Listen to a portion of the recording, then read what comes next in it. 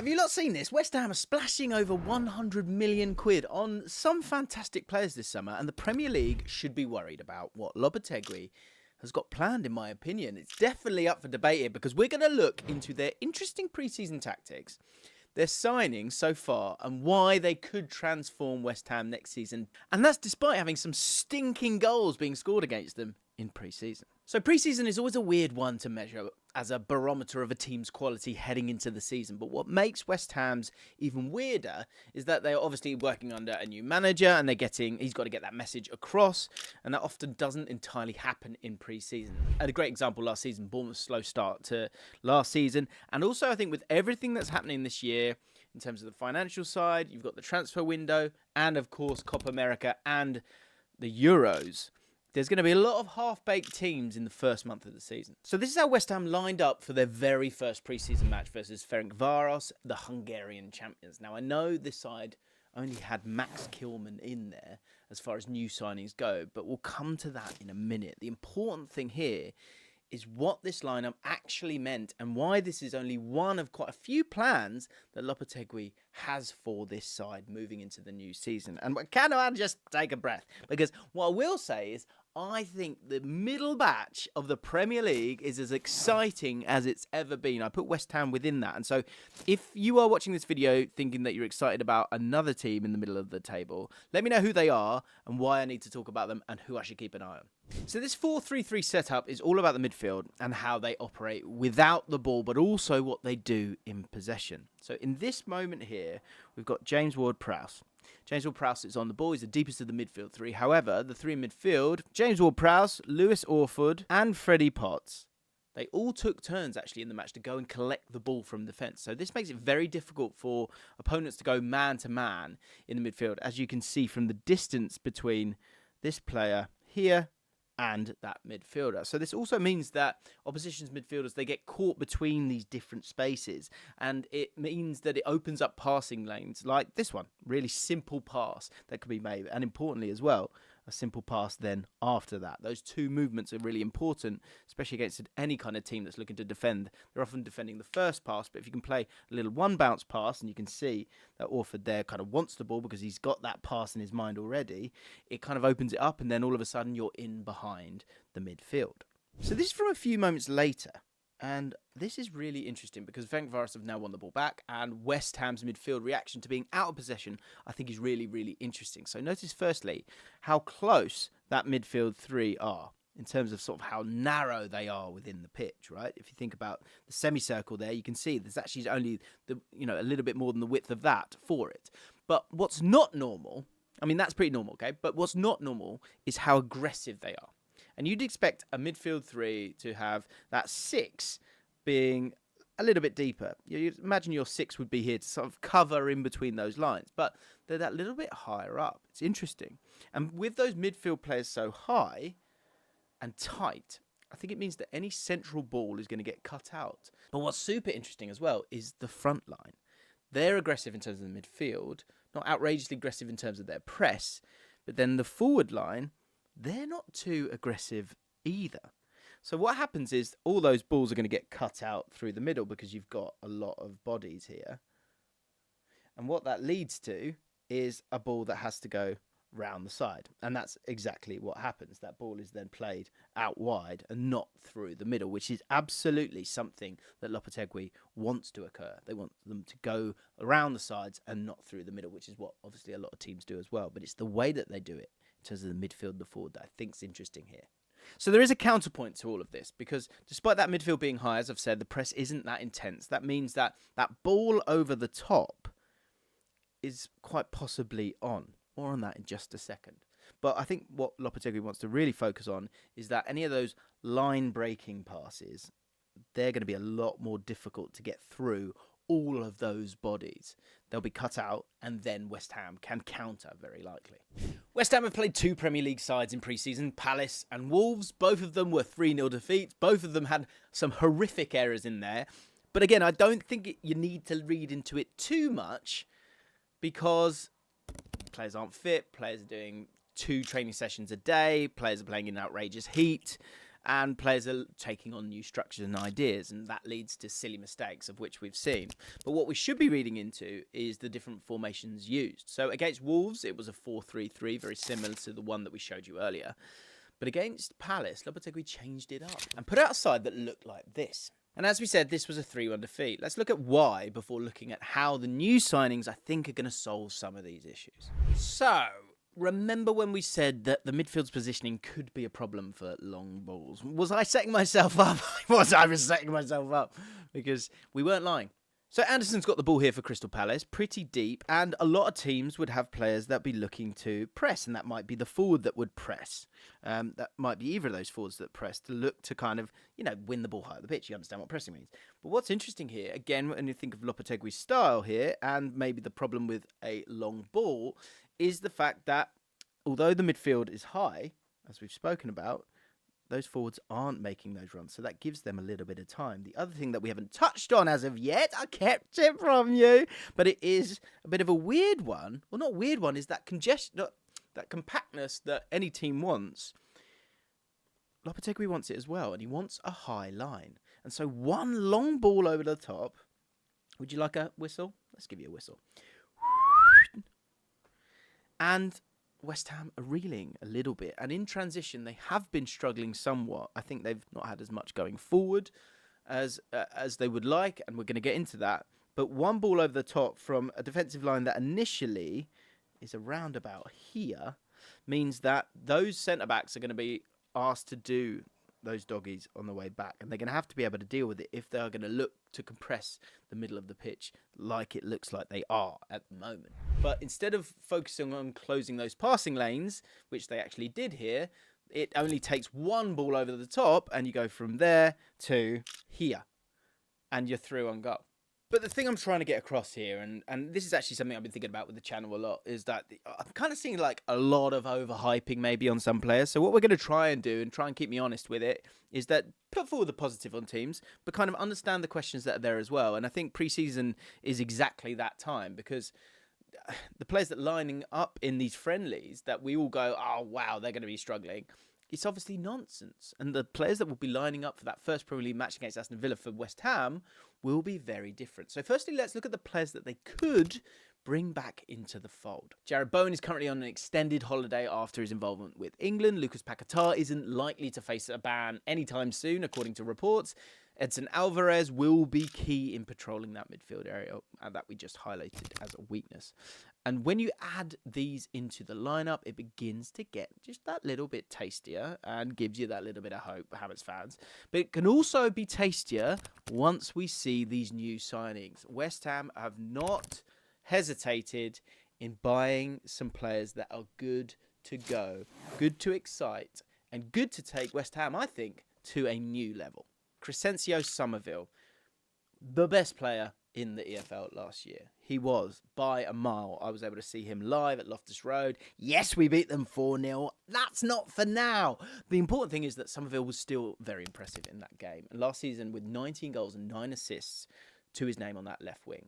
What's interesting, I've had a few messages on it, is where will he fit into this team? We'll get to that. What's crucial is that it's not about 11 players. It's about 18, 19, 20 players. I know you're not going to get them all on the pitch in one go, but it's about that squad, right? So what does Summerville bring to West Ham? The thing about Crysencio Summerville is that he is different to normal wingers. He doesn't do what normal wingers do. Let me explain exactly what I mean and why it will work for Lopetegui. Because this is a game where Leeds have just won the ball, okay? If I just move it along, you'll see that he then gets himself on the ball. What does he do? What does a proper winger do? A proper winger, an out-and-out winger, might kind of want to go wide. He might want to lay it off and then go wide. If we move it along super quickly, he does lay it off. Now what should he do? Well, most wingers would go like that. They would drag this player away. They would drag this player away. They would be looking and thinking about creating space for the person with the ball. He's a little bit more selfish than that. But that's not the worst thing.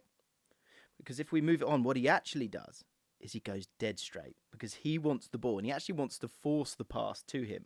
Because I think there's an element of ego there. It's the nice ego that you want from an attacking player. And if we let it play, you can see exactly what happens. He's able to drive with the ball and get involved. And God knows what the goalkeeper's doing, but he does go on to get himself a goal. That's what he will do. Next up, we've got Aaron Wan-Bissaka. Now, this is a player more important in this video than you would first expect. And why is that? Well, signing of Wan-Bissaka actually tells us a lot about the real plan A that Lopetegui has up his sleeve, or short sleeve, depending on what sleeve, or vest, might be down here, could be anywhere. Now, we can all agree that Aaron Wan-Bissaka isn't the most dynamic attacking fullback in the league. What we can agree on is that he is great one-on-one defensively. And I think that's going to lead us into something very important coming up. And importantly, an option for your FPL team. Now, this one is exciting. If you ignore the fact that he's 31 years old, and the fee that is around 27 million, but it's for a striker that played in a Champions League final. Probably should have won it. Probably should have scored some goals. A guy that plays for Germany. It's a great signing. But Niclas Fullkrug offers West Ham what they were lacking last season. And there's one goal in particular that we'll show you here that we need to analyse, because it dispels the myth that Fullkrug is this one-dimensional big man who's only good for balls into the box and to hold it up. This goal is from the Champions League semi-final. That's right! West Ham fans, be excited about that. You've signed someone who last season was scoring winners in Champions League semi-finals. Okay? Get excited. Come on! Am I right? Now, wait until we show you the next part, because the goal is absolutely phenomenal. Now, Fullkrug's not even in shot in this first one. Schlotterbeck has the ball in his own half. Where is he? There he is. He's got his head up. He's looking for one person. That person, Fullkrug. Getting excited myself now. Where is Fullkrug? Fullkrug's already on his way. And he has anticipated that ball's going to be on its way over the top before the PSG players have figured it out. Now, two things are worth noting here. Firstly, Fullkrug is more mobile than you think he is. Okay, he's not super rapid, but what he does have is a quick mind. He's got sharp instincts, okay? And this gives him an edge in exactly these types of situations, because it sees him get a lot of chances from it. From that, you know, a little bit of clever thinking. I think he's one where, like, think about Danny Ings has been disappointing. This feels like someone in more of a sort of prime state of mind, let's say, and in great confidence as well. And hopefully you're going to get what you wanted from that. And, of course, with a new manager as well that's going to play a different style. This touch here is fantastic. Just takes the ball away a little bit from that defender whilst also not slowing him down. It stays within his stride, and it allows him to then get his head up once. It's very functional in how he does it, technically very strong. One touch away from the danger, a look up at what corner he wants to go and where the goalie's standing. And then with an unbelievable technique, Donnarumma has only just reacted after the ball has gone behind him. So, and this is the kicker, guys. This is the crucial bit. This is with his bad foot. This is with his weaker foot. So you've got a proper striker on your hands there that is scoring big goals in big games whilst supposedly not having pace and being one-dimensional. And actually, Fullkrug has one of the hardest strikes in world football. And it's a winning formula, isn't it? And also, I think the thing to remember here is the strain on Antonio over the last few years. Yes, it's playing Moyes ball, but to have someone different to bring in now, and actually several different profiles, gives West Ham just a new lease of life. So, with all this considered, who fits where and what is the style going to look like? Well, I'm not going to milk it. We're going to put Areola in goal. And then Aaron Wan-Bissaka, I think, is obviously going to come in and be that right back. He's going to be a back four, I think, for them. And I think what could be interesting here is you've got Kilman, Agud, I think, and Emerson. Now, Emerson could have a very different role here.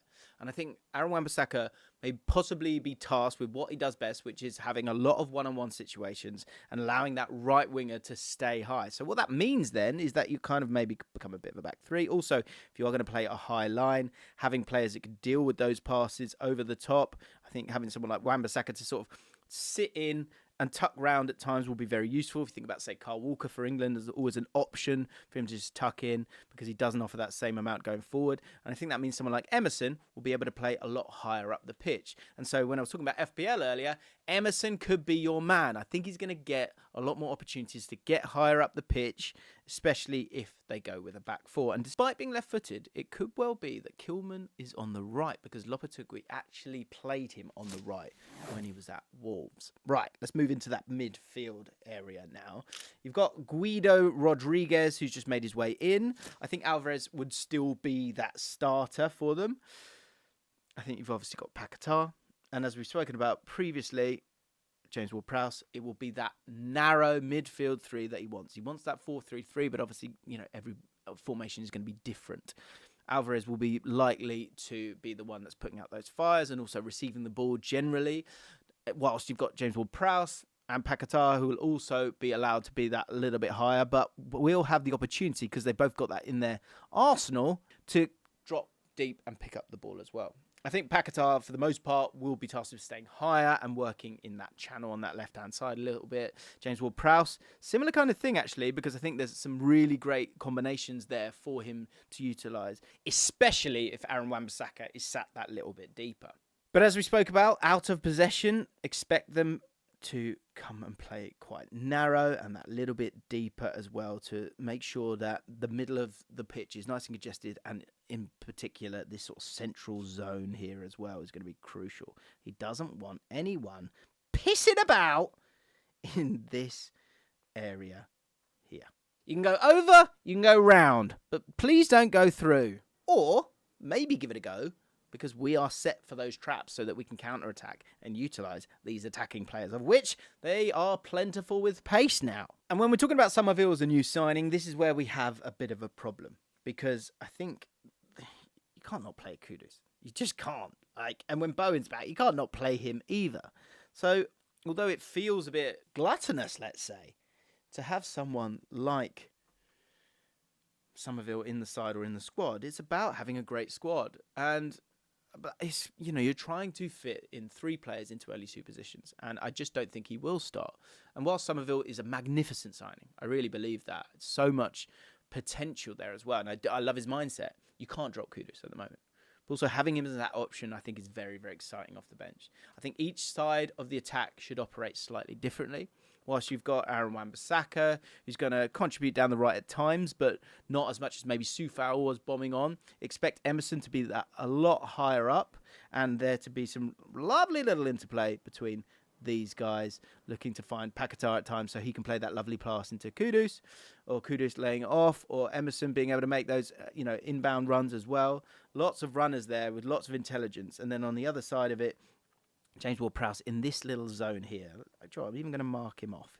This little zone here, I think, is really, really exciting for West Ham. Because, first of all, Jarrod Bowen, who likes that starting position but is also willing to make those direct runs, he's willing to do that. And I think you've got a player of the quality of James Ward-Prowse who can go and find him.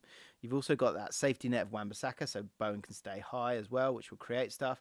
But finally, I think what's really, really nice here is utilising the brilliance of his crossing ability.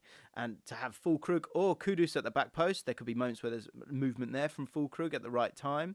Emerson, with that ability to bomb on, you can move everyone along a little bit as well. But if we move that all back, what I do really like is the idea of Fullkrug at the back post, quality cross, quality technical player in Fullkrug, and you've got yourself some good headed goals that I could see. I could see this being a really, really lovely partnership.